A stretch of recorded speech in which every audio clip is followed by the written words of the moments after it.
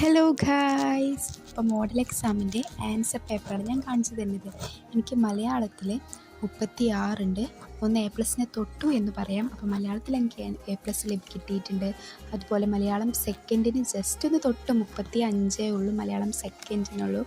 പിന്നെ ഞാൻ നേരത്തെ പറഞ്ഞ ഹിന്ദി ഇല്ലേ, ഹിന്ദി എപ്പോഴും എനിക്ക് എ പ്ലസ് ഉണ്ടാവേണ്ടി പറഞ്ഞില്ല. 37 മാർക്കുണ്ട് ഹിന്ദിക്ക്. അപ്പോൾ അതിൻ്റെ ടിപ്സ് വേണ്ടവരൊക്കെ എന്നോട് ചോദിക്കണം. മറ്റന്നാൾ നമുക്ക് ഹിന്ദി പരീക്ഷയാണ്, എല്ലാവരും നന്നായിട്ട് പഠിക്കണം. പിന്നെ ഇംഗ്ലീഷിൽ എനിക്ക് 62 ഉള്ളൂ.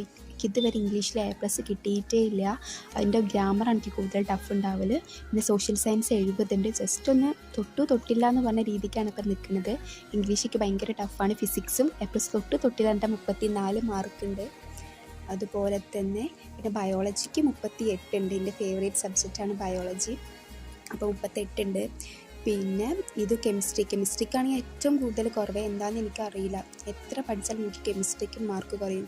അതെന്താണെന്ന് എനിക്കറിയുന്നില്ല. നല്ല ടഫാണ്. കെമിസ്ട്രിയുടെ ക്വസ്റ്റ്യൻസ് ഒന്നും മനസ്സിലാവണില്ല. ഇപ്പോൾ പബ്ലിക്കിന് എന്താ കാട്ടുകയെന്ന് എനിക്കറിയില്ല.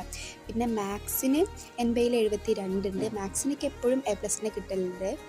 അപ്പോൾ കിട്ടാൻ വേണ്ടി ഞാൻ ശ്രമിക്കും. അപ്പോൾ all the best guys, your public exam.